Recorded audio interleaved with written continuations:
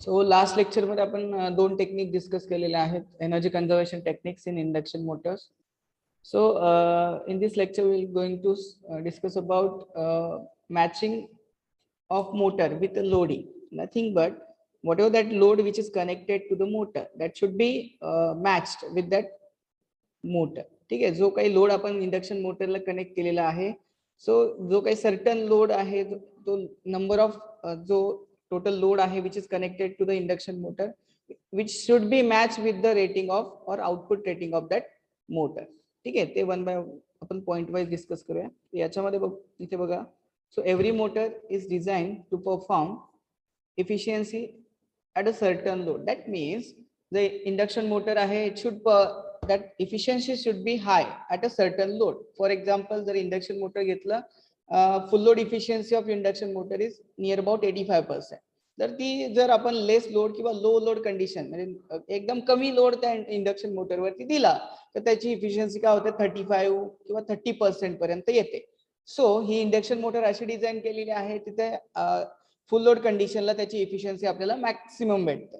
ठीक आहे, क्लिअर आहे. Then if the load on the motor and output rating of the motor are identical, then this condition is known as the best matching of the motor with load. म्हणजे जे काही तुमचं rating आहे, ठीक आहे, जो मोटरला आपण लोड कनेक्ट करणार आहे अँड आउटपुट रेटिंग हे नेम प्लेट वरती असतं. ठीक आहे, output rating of that motor it will, हे दोन सेम असेल. ठीक आहे, लोड आणि मोटरचा आउटपुट रेटिंग जर सेम असेल, so it will give the maximum efficiency. ठीक आहे, ती काय करते, मोटर मॅक्सिमम इफिशियन्सी देते.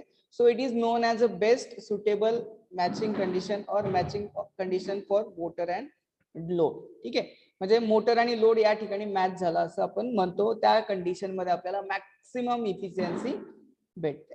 ठीक आहे, देन नेक्स्ट पॉइंट याच्यामध्ये, if the load is much low, म्हणजे लोड जर कमी असेल तर, आता ऑलरेडी आपण डिस्कस केलेले आहे याच्यामध्ये, ॲज अँड लो और हाय, म्हणजे कमी असेल किंवा जास्त असेल तर त्याचा इफेक्ट काय होतो. ठीक आहे, to output rating of the motor, then motor works as a lower efficiency, म्हणजे त्याची इफिशियन्सी ऑब्विसली डिक्रीज होणार आहे जर लोड कमी केला. ठीक आहे, फॉर एक्झाम्पल इंडक्शन मोटरचा लोड आहे, फुल लोड इफिशियन्सीला, फुल लोडला त्याची इफिशियन्सी मॅक्सिमम असते. लोड डिक्रीज केला, लोड डिक्रीज केल्यामुळे काय होणार आहे, मोटरची इफिशियन्सी काय होते, डिक्रीज होते. ठीक आहे, it works on low efficiency. ठीक आहे, then therefore the rating of the motor is chosen according to a probable load on it. म्हणजे फॉर एक्झाम्पल एखादा मोटर, इंडक्शन मोटर इंडस्ट्रीमध्ये यूज करायचे असेल, ठीक आहे, ती जी मोटर आहे त्याचं रेटिंग जे आपण कशावरती चूज करतो, की कोणता किती लोड आपल्याला त्या मोटरवरती कनेक्ट करायचा आहे. फॉर एक्झाम्पल शेतामध्ये आपला विहिरीवरती जी इंडक्शन मोटर आहे, 3 फेज इंडक्शन मोटर, सो ती किती HP ची घेतो, 3 HP ची घेतो, 5 HP ची, 7.5 HP ची, म्हणजे कोणत्या किती HP ची मोटर आपल्याला घ्यायची आहे ते कशावर डिपेंड आहे, ते आपला लोड किती आहे. ठीक आहे, म्हणजे आपलं किती पाणी खेचायचं आहे, किंवा इंडस्ट्रीमध्ये जर कन्व्हेअर बेल्ट फिरवायचा असेल, सो किती HP किंवा त्याचं रेटिंग जे आहे, so rating which is chosen according to the probable load, त्याच्यावरती आपल्याला लोड किती कनेक्ट करायचं तर त्यानुसार ते इंडक्शन मोटरचं रेटिंग सिलेक्ट केलं जातं. ठीक आहे, क्लिअर इथपर्यंत.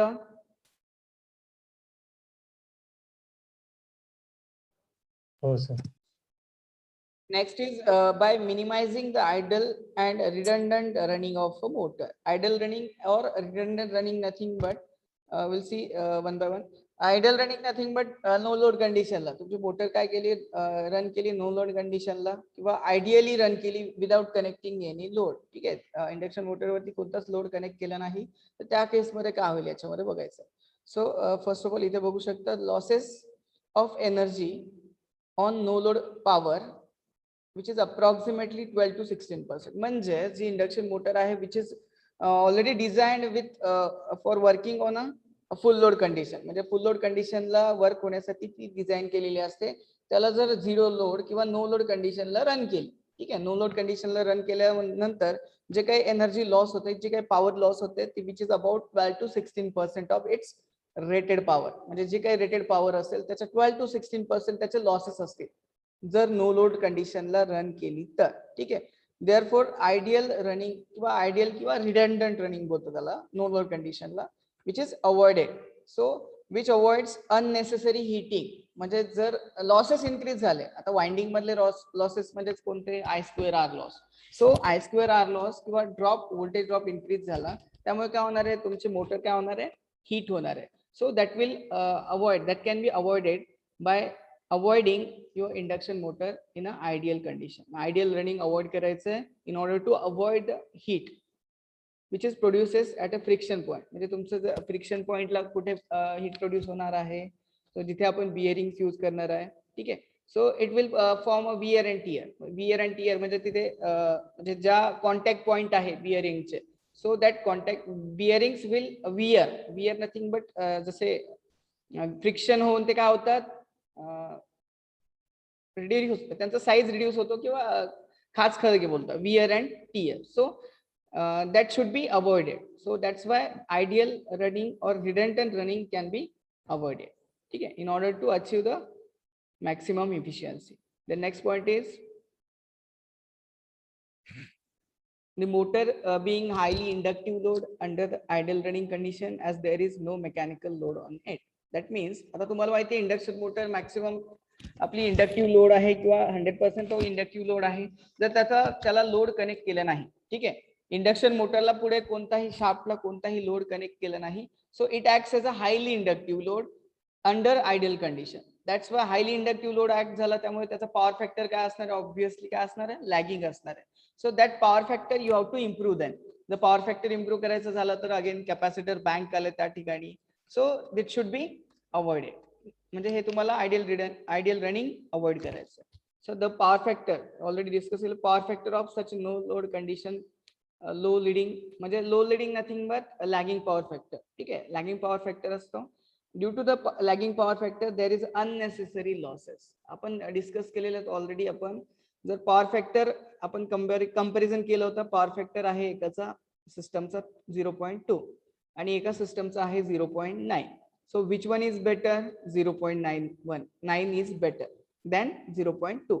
आता का बेटर असतो, कारण याच्यामध्ये 0.9 म्हणजेच 90% power that is actually consume आणि 10% पॉवर काय होते, लॉस होते. ठीक आहे, 0.9 मध्ये.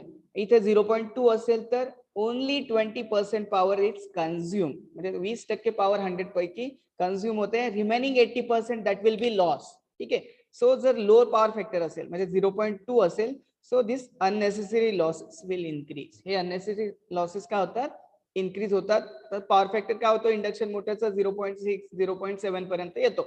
दॅट्स वाय 70% कन्झ्युम करते आणि 30% त्याच्यामध्ये लॉस होतो. तर तो लॉस भरून करण्यासाठी आपल्याला पुन्हा कॅपॅसिटी बँक किंवा कॅपॅसिटर बँक त्याच्यामध्ये ऍड करावे लागते. ठीक आहे. So you have to avoid this ideal running. Then reduction in overall efficiency. Obviously जर लॉसेस इन्क्रीज झाले, इफिशियन्सी काय होणार आहे, रिड्यूस होणार आहे. ठीक आहे, क्लिअर आहे. You have to avoid ideal and redundant running of the induction motor. So next is by operating motor in a star load. म्हणजे तुम्ही ते स्टार डेल्टा स्टार्टर वापरता. आता स्टार डेल्टा स्टार्टरची गरज काय, ठीक आहे. आता स्टार डेल्टा स्टार्टर कसा ऑपरेट होतो, इनिशियली जी वाइंडिंग आहे इंडक्शन मोटरची that will connected in star. कारण जो स्टार्टिंगचा करंट आहे, जो स्टार्टिंग करंट आहे दॅट विल बी रिड्यूस. ठीक आहे, जे स्टार्टिंग करंट आहे that will be reduce.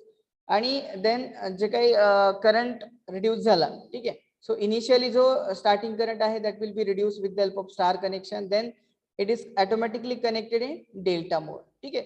Similarly जर स्टार मध्ये व्होल्टेज काय असतं, इथे बघू शकता, व्होल्टेज इज रिड्यूस. इथे बघू शकता in star connection the voltage is reduce by 1/√3 times that of in delta mode. म्हणजे स्टार्टिंगला जे व्होल्टेज आहे ते रिड्यूस केलं जातं अबाउट 1/√3. म्हणजे स्टार आणि डेल्टा मध्ये व्होल्टेज रिलेशन बघितलं असेल. सो स्टार मधलं व्होल्टेज आहे V डेल्टा अपॉन √3. म्हणजे लाईन व्होल्टेज आणि फेज व्होल्टेज मधलं रिलेशन आपण डिवायडेड बाय √3 करतो. ठीक आहे.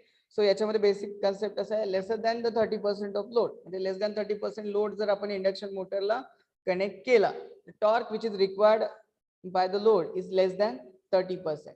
Hence the current requirement that is reduced when the motor is connected in star mode. ठीक आहे. To phase voltage to reduce 1/√3 times of that of delta. याचा meaning असा आहे की जर आपण इंडक्शन मोटर वरती लोड कनेक्ट केला लेस दॅन 30%, सो त्याचा टॉर्क म्हणजे turning twisting movement of that shaft म्हणजे टॉर्क आहे. So which requires less than 30%. Hence the current requirement. आता स्टार मध्ये का कनेक्ट करायचं याचं रिझन आहे. इनिशियली आपण स्टार मध्ये का स्टार्ट करतो. सो टॉर्क रिक्वायरमेंट काय असते, कमी असते, लोड कमी आहे. सो इनिशियली करंट रिड्यूस होतो आणि तुमचं जे व्होल्टेज आहे phase voltage in star which is 1/√3 times that of delta. म्हणजे इनिशियली काय होतं, करंट कमी होतो स्टार मध्ये. ठीक आहे, in order to reduce the current in star connection. हे आपल्याला डिटेल मध्ये तुम्ही बघितलं असेल किंवा आपल्याला स्टार डेल्टा स्टार्टर बघायचं, याचं प्रॅक्टिकल पण आपल्याला आहे. ठीक आहे. Then as torque generated by the motor is directly proportional to the applied voltage. म्हणजे torque is directly proportional to the voltage. ठीक आहे. सो हे ऑलरेडी आपल्याला माहिती आहे. जर as voltage increases the motor torque will also increases. ठीक आहे. So torque produce falls to 1/3 compares to the delta mode. म्हणजे स्टार मोड मध्ये काय होतं, जर तुमचं व्होल्टेज रिड्यूस झालं, ठीक आहे, स्टार मोड मध्ये काय होतं, व्होल्टेज रिड्यूस झालं, देन टॉर्क काय होणार आहे या केस मध्ये, ऑब्विसली रिड्यूस होणार आहे, because your torque is directly proportional to the voltage. ठीक आहे. आता व्होल्टेज कितीने रिड्यूस होत आहे, 1/√3 ने रिड्यूस होत आहे. सो 1/√3 ब्रॅकेट स्क्वेअर घेतला, आता डायरेक्टली प्रोपोर्शनल टू द याचा स्क्वेअर मध्ये आहे. ठीक आहे. Torque is proportional to the B square, that is apply voltage square. आता टॉर्क प्रोपोर्शनल आहे, याचं व्होल्टेज किती घेतलंय किंवा व्होल्टेज कितीने रिड्यूस झालंय, 1/√3 ने रिड्यूस झालं. ठीक आहे. 1/√3 चा स्क्वेअर जर घेतला आपण या ठिकाणी, ठीक आहे, याचा स्क्वेअर घेतला तर काय येणार आहे, 1/3 येणार आहे. ठीक आहे. So your torque is directly proportional to 1/3 which is in case of star. ठीक आहे. स्टार मधलं टॉर्क आहे 1/3 ने रिड्यूस होणार आहे ऍज कम्पेअर टू डेल्टा.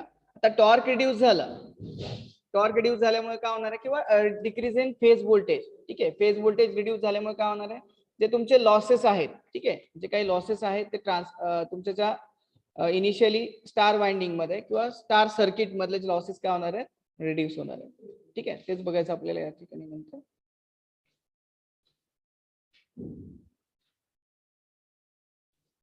ठीक आहे. या ठिकाणी इथे बघू शकता तुम्ही, due to decrease in phase voltage. ठीक आहे. जे काही फेज व्होल्टेज आपल्याला रिड्यूस झालं, जे iron that is total iron losses. ठीक आहे. पर फेज जे काही टोटल आयन लॉसेस आहेत which is proportional to the applied voltage per phase. म्हणजे जे काही पर फेजचे आयन लॉसेस आहेत दॅट विल बी रिड्यूसेस. जर थ्री फेज सर्किट आहे आपलं, 3 फेज इंडक्शन मोटर आहे, सो 3 फेज आहेत, पर फेज मधले जे आयन लॉसेस आहेत, ठीक आहे, that will be reduces due to reduction in phase voltage. Phase voltage reduce झाल्यामुळे काय होणार आहे, current draw from the line also get reduces. आता करंट ड्रॉ रिड्यूस झाल्यामुळे काय होणार आहे, जे स्टार्टिंग करंट आहे, जो स्टार्टिंग करंट जो near about 6 to 7 times of that of rated current असतो. इंडक्शन मोटरचा स्टार्टिंग करंट असतो 6 to 7 times of rated current. तो ठीक आहे, तो रेटेड करंट किंवा स्टार्टिंग करंट काय होतो, दॅट विल बी रिड्यूसेस. का, कारण तुमचं फेज व्होल्टेज काय होतंय, रिड्यूस झालंय. सो करंट रिड्यूस झालाय. सिमिलरली तुमचा I2R लॉस. ठीक आहे. I2R लॉस म्हणजे तुमचा कॉपर लॉस इथे बघू शकता. So I2R loss will also reduces. ठीक आहे, because of reduction in starting current. हा कॉपर लॉस सुद्धा काय होतो, फेज करंट रिड्यूस झाल्यामुळे I2R loss also get reduces. ठीक आहे. क्लिअर इथपर्यंत क्लिअर आहे का सर्वांना? So next technique for energy conservation in electrical machines is rewinding of motor. म्हणजे मोटर रिवाइंडिंग सर्वांनी पाहिलं असेल. आपली मोटर शेतामधली मोटर असेल किंवा घरामधली जी मोटर असेल त्याची वाइंडिंग जर बंद झाली, so will go to the motor rewinding shop and rewind that motor. म्हणजे वाइंडिंग पूर्ण काढली जाते आणि परत बसवली जाते. ठीक आहे. सो जे काही रिवाइंडिंग मध्ये जे काही मिस्टेक्स होतात दॅट शुड बी अवॉइडेड. आता काय काय मिस्टेक्स होतात ते आपल्याला बघायचं. During rewinding of motor. ठीक आहे. सो रिवाइंडिंग होत असताना it is possible to maintain the original operating characteristics using large cross-sectional area of a conductor and better insulation copper loss can be minimized. That means जर rewinding करत असताना काही केस मध्ये काय होतं की जो ओरिजिनल वाइंडिंग असते जी बंद झालेली असते त्याला रिप्लेस करत असताना जी नवीन आपण वाइंडिंग रिवाइंड करणार आहे, सो त्याचा क्रॉस सेक्शनल एरिया काय करतो, चुकीने जास्त घेतला जातो किंवा कमी घेतला जातो, कमी केला जातो. म्हणजे त्यामुळे काय होतं, ओरिजिनल कॅरेक्टरिस्टिक्स ज्या काही वाइंडिंगच्या ओरिजिनल किंवा मोटरच्या ओरिजिनल कॅरेक्टरिस्टिक्स आहेत त्या चेंज होतात. ठीक आहे. सो त्याच्यामुळे काय होतं की चेंज झाल्यामुळे जे कॉपर लॉसेस आहेत, ठीक आहे, सो कॉपर लॉस इन्क्रीज होतो त्या केसमध्ये. कॅरेक्टरिस्टिक्स चेंज होतात, कॅरेक्टरिस्टिक्स इन्क्रीज झाल्यामुळे कॉपर लॉस इन्क्रीज होतात. बट जर प्रॉपर क्रॉस सेक्शन एरियाचे म्हणजे रिवाइंडिंग करत असताना प्रॉपर क्रॉस सेक्शन एरियाचे किंवा आहे त्या वाइंडिंगचा जो त्या गेजची वाइंडिंग जर यूज केली नाही किंवा केली, ठीक आहे, वाइंडिंग जर यूज केली तर copper loss that can be minimize. आपण कॉपर लॉस काय करू शकतो, मिनिमाइज करू शकतो, which is depending on the load. म्हणजे मोटर कोणत्या टाईपची यूज केलेली आहे किंवा त्याच्यावरती कोणत्या टाईपचा लोड आपण कनेक्ट करणार आहे. ठीक आहे, क्लिअर आहे. The next is rewinding for required torque. म्हणजे कोणत्या टॉर्कला आपण किंवा कोणत्या स्पीडनं किंवा कोणत्या पॉवरने ही मोटर फिरवायची आहे, ठीक आहे, as per requirement. So which results in lowering of losses, extension of coil beyond the slot. That means काय होतं की वाइंडिंग रिवाइंड करत असताना हा असे नंबर ऑफ स्लॉट्स असतात, त्याच्यामध्ये वाइंडिंग आपण रिवाइंड करतो किंवा वाइंडिंग ही प्लेस केली जाते या स्लॉटमध्ये. तर काही केसमध्ये काय होतं, हे एक्सटेन्शन म्हणजे या स्लॉटच्या बाहेर वाइंडिंग येते. सो या स्लॉटच्या बाहेर वाइंडिंग आल्यामुळे काय होतं की which required the insulation that which required in this case is maximum. याच्यामध्ये या केसमध्ये मॅक्सिमम इन्सुलेशन रिक्वायर्ड असतं किंवा इन्सुलेशनची गरज पडते एक्स्ट्रा. सो हे अवॉइड केल्यानंतर आपल्याला you can minimize the amount of you can minimize the amount of copper as also you can minimize the amount of insulation. म्हणजे जे एक्स्ट्रा कॉपर आहे जे या स्लॉटच्या बाहेर आले ते तुम्ही मिनिमाइज करू शकता किंवा एक्स्ट्रा इन्सुलेशन आहे दॅट यू कॅन मिनिमाइज. ठीक आहे. So that will result in a reduction of copper loss. आता कॉपर यूज रिड्यूस झालं that means that copper loss get reduces. म्हणजे जे कॉपर लॉस वाइंडिंग मध्ये होणार आहे तुमच्या तेव्हा that also get reduces. 2 point याच्यामध्ये लक्षात ठेवायचे. जे काही रिवाइंड करत असताना the original operating characteristics आहे that you have to maintain constant in order to minimize the copper losses. आणि रिवाइंडिंग करत असताना जे स्लॉट्स आहेत त्याच्या बाहेर जर वाइंडिंग येऊ द्यायची नाही. जर बाहेर वाइंडिंग आली तर एक्स्ट्रा कॉपर लागणार आहे आणि एक्स्ट्रा कॉपर लॉस इन्क्रीज होणार आहे. ठीक आहे, क्लिअर इथपर्यंत.